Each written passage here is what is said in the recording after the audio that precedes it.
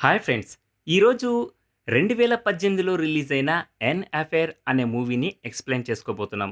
Starting సీన్‌లో రీనా అనే మహిళ జాగింగ్ చేస్తూ ఉంటుంది. ఆమె తన హస్బెండ్‌తో పాటు జీవిస్తూ ఉంటుంది. ముందు ఆమె జిమ్నాస్టిక్ చేసేది. ఇప్పుడు పరిస్థితి బాగోలేక ఒక స్కూల్‌లో స్పోర్ట్స్ టీచర్‌గా పనిలో చేరింది. ఫస్ట్ రోజే రీనా స్కూల్‌కి లేట్‌గా వచ్చింది. స్కూల్‌లోకి వెళ్ళిన తర్వాత పిల్లలందరినీ ఇంట్రొడ్యూస్ చేసుకుంటుంది. ఆ తర్వాత వాళ్ళతో ఇంటరాక్ట్ అవుతుంది. క్లాస్ అంతా ఓకే గానీ, జానీ అనే అబ్బాయి ప్రవర్తన చాలా వింతగా ఉంటుంది. రీనా స్కూల్ నుంచి ఇంటికి వెళ్ళిన తర్వాత తన భర్తతో అంతగా సాన్నిధ్యంగా ఉండదు. ఆ విషయం మనకు వీళ్ళని చూస్తే అర్థమవుతుంది. వీళ్ళ మధ్య ఇంతకు ముందు ఉన్న ప్రేమ ఇప్పుడు లేదు. మరుసటి రోజు ఉదయాన్నే రోజులాగే రీనా జాగింగ్‌కి వెళ్తుంది. అయితే ఈరోజు మాత్రం తన వెంట ఎవరో పడుతున్నట్టు రీనాకి అనిపిస్తూ ఉంటుంది. రీనా ఇంటికి వెళ్ళిన తర్వాత స్నానం చేస్తూ ఉంటుంది. ఈలోగా వాళ్ళ ఇంటి బెల్ మోగుతుంది. రీనా బయటకు వెళ్లి చూస్తుంది. అక్కడ మనుషులెవరూ కనిపించరు. కానీ ఒక పూల బొకే, ఒక లెటర్ కనిపిస్తాయి. ఆ లెటర్‌లో "నువ్వు జాగింగ్ చేసేటప్పుడు చానా హాట్‌గా ఉంటావని" రాసి ఉంటుంది. అయితే ఈ లెటర్ ఎవరు రాశారో అర్థం కాదు. కొంతసేపు తర్వాత స్కూల్‌కెళ్ళి పిల్లలతో ప్రాక్టీస్ చేపిస్తూ ఉంటుంది. జానీ గేమ్ బాగా ఆడినందుకు రీనా జానీని మెచ్చుకుంటుంది. అందుకు జానీ "నువ్వు చూడటానికి చాలా అందంగా ఉన్నావు" అంటాడు. కొంతసేపటి తర్వాత రీనా మరొక టీచర్ వెళుతూ ఉంటారు. అప్పుడు జానీ ఎవరితోనో గొడవ పడుతూ ఉంటాడు. వెంటనే రీనా వెళ్లి వాళ్ళని విడిపిస్తుంది. జానీ కొట్టడం వల్ల అవతల అబ్బాయికి చాలా దెబ్బలు తగిలి ఉంటాయి. జానీకి కూడా కొన్ని దెబ్బలు తగిలాయి. అందువల్ల రీనా జానీకి ఫస్ట్ ఎయిడ్ చేయడానికి తీసుకెళ్తుంది. రీనా జానీకి ఫస్ట్ ఎయిడ్ చేస్తూ ఉంటుంది. అప్పుడు జానీ లేచి రీనాను హత్తుకుంటాడు. ఇద్దరూ కిస్ చేసుకునేలోపు ఎవరో వస్తున్న సౌండ్ వినిపించి ఇద్దరూ ఆగిపోతారు. అయితే ఓవైపు రీనాకి తను చేస్తుంది తప్పు అనిపిస్తుంది. అదే రోజు సాయంత్రం రీనా జానీ ఇన్‌స్టాగ్రామ్ చెక్ చేస్తూ ఉంటుంది. అప్పుడు రీనా జానీ ఆన్‌లైన్‌లో ఉన్నాడని గమనించి ఏదైతే జరిగిందో దాన్ని మర్చిపోమని మెసేజ్ చేస్తుంది. జానీ అందుకు రిప్లైగా తన ప్రైవేట్ పార్ట్‌ని ఫోటో తీసి రీనాకు పంపిస్తాడు. ఈ ఫోటో చూసి రీనా నవ్వుకుంటుంది. ఆ తర్వాత ఆ ఫోటోని జూమ్ చేసి చూసి రీనా కూడా జానీ గురించి మంచిగా ఆలోచించడం ప్రారంభిస్తుంది. రీనా ఇంటికెళ్ళి పడుకున్నా కూడా తనకి ఆ ఫోటోని గుర్తుకు వస్తూ ఉంటుంది. మరుసటి రోజు రీనా స్కూల్లో ఉన్నప్పుడు జానీ వాళ్ళ అమ్మ, నాన్న స్కూల్‌కి వస్తారు. రీనా జానీ వాళ్ళ అమ్మని కలిసిన తర్వాత వీళ్ళిద్దరూ ఒకరినొకరు గుర్తుపడతారు. ఎందుకంటే వీళ్ళిద్దరూ కలిసి జిమ్నాస్టిక్స్ చేసి ఉంటారు. జానీ స్కూల్ అబ్బాయితో ఫైట్ చేసినందుకు వాళ్ళ అమ్మ, నాన్న ఇక్కడికి రావాల్సి వచ్చింది. రీనా జానీ పేరెంట్స్‌తో జానీ ఆ అబ్బాయిని విపరీతంగా కొట్టాడు. ఇది స్కూల్ రూల్స్‌కి విరుద్ధమని, అలాగే జాన్‌ని స్కూల్ నుంచి టీసీ ఇచ్చేసి పంపేయొచ్చు అని చెప్తుంది. ఈ మాట వినగానే జానీ టేబుల్ కింద నుంచి రీనా కాలుని టచ్ చేస్తూ ఆమెలో వేడి పుట్టిస్తాడు. రీనా అన్‌కంఫర్టబుల్‌గా ఫీల్ అయ్యి అక్కడి నుంచి లేస్తుంది. కానీ మనసులో ఆమెకు కూడా మంచిగా అనిపిస్తుంది. స్కూల్ అయిపోయిన తర్వాత రీనా తన కార్ దగ్గరికి వెళ్లి డోర్ ఓపెన్ చేస్తుంది. ముందుగానే జానీ కార్‌లో ఉంటాడు. ముందు రీనా "మనం ఇదంతా చేయకూడదు, తప్పు" అంటుంది. కానీ జానీ రీనాని టచ్ చేసే లోపల ఆమెలో కూడా వేడి పుట్టి ఇద్దరూ కార్‌లోనే బమ్ చిక్ బమ్ చేస్తారు. ఆ తర్వాత రీనాకి జానీ మీద ఒక రకమైన అట్రాక్షన్ ఏర్పడుతుంది.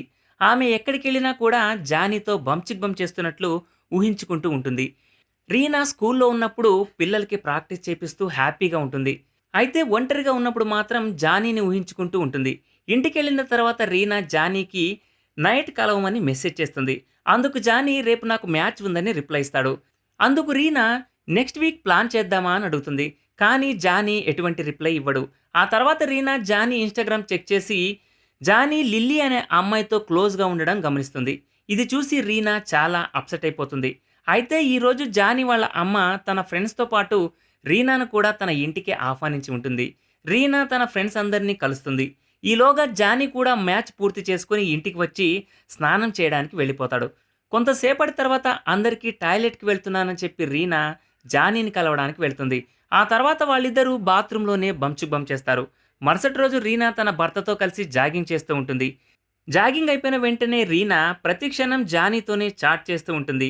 రీనా ప్రవర్తనపై తన భర్తకి అనుమానం వస్తుంది. కానీ ఈ విషయంపై ఏమీ స్పందించడు. రీనా స్కూల్‌కి వెళ్ళిన తర్వాత ఈరోజు జానీ అనారోగ్యం వల్ల స్కూల్‌కి రాలేదని తెలుస్తుంది. జానీ స్కూల్‌కు రానందుకు రీనా మనసు ఏం బాలేదు.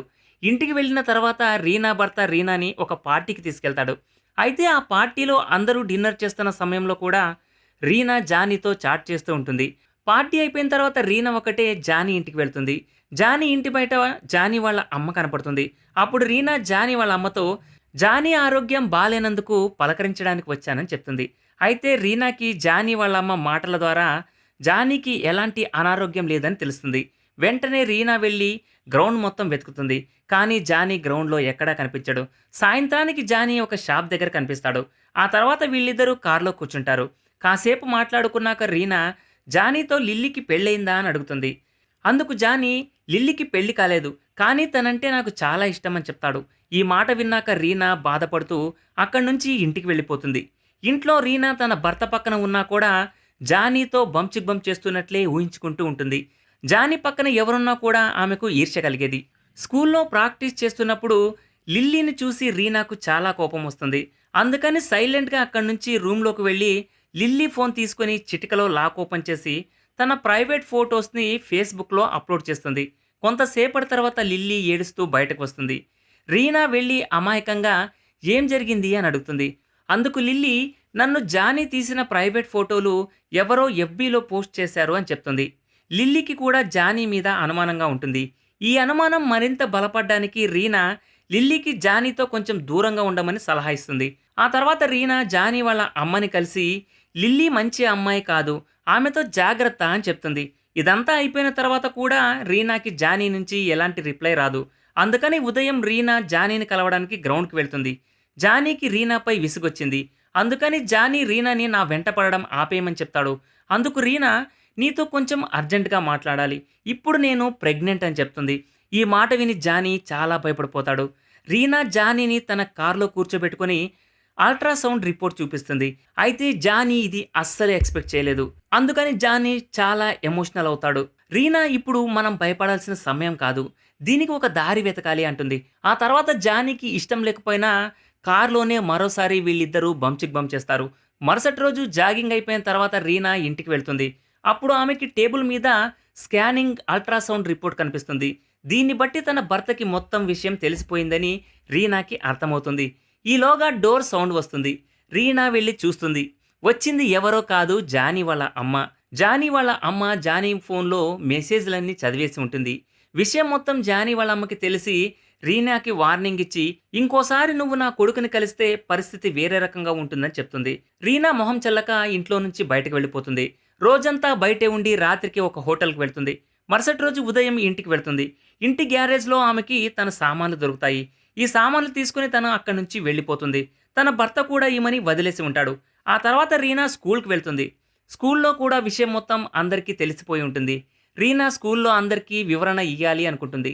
కానీ ఆమెను స్కూల్ నుంచి తీసేసి ఉంటారు. అందుకని రీనా స్కూల్ నుంచి బయటకు వెళ్తుంది. అప్పుడు రీనాకి జానీ కనిపిస్తాడు. అప్పుడు జానీ ఇలా జరుగుతుందని నేను అనుకోలేదు అని అక్కడి నుంచి వెళ్ళిపోతాడు. ఇలా జరిగినందుకు జానీకి ఊడింది ఏం లేదు. కానీ రీనా లైఫ్ మొత్తం నాశనమైపోయింది. తన భర్త వదిలిపెట్టాడు. అలాగే ఆమె చేసుకుంటున్న జాబ్ కూడా పోయింది. ఇంతవరకు తను ఊహించుకుంటున్న ఊహలన్నీ చెదిరిపోయాయి. తప్పు చేసేటప్పుడు ఆమెకు ముందు ఏం జరగబోతుందో అర్థం కాలేదు. అందుకని మధ్యలో వచ్చిన రిలేషన్ వెంట పడితే ఇలాంటి పరిణామాలే దారితీస్తాయి. ఇది ఫ్రెండ్స్ ఇవాల్టి స్టోరీ. ఇలాంటి మరిన్ని ఇంట్రెస్టింగ్ స్టోరీల కోసం ఛానల్ని సబ్స్క్రైబ్ చేయండి. Thanks for watching.